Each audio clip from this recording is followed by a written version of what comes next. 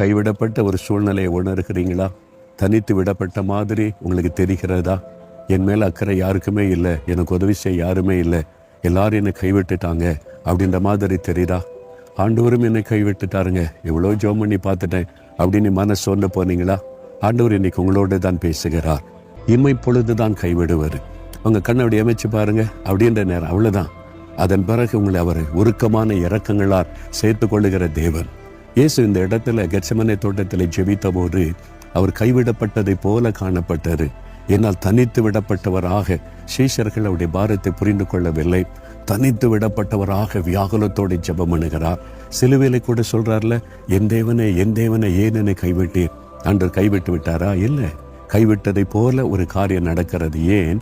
நாம் அப்படி உணரும் பொழுது நமக்கு உதவி செய்ய, கைவிடப்பட்ட நிலைமையில் தனித்து விடப்பட்டு கலங்கும் பொழுது நமக்கு ஆண்டவர் உதவி செய்வதற்கு அந்த பாடுகளின் வழியாக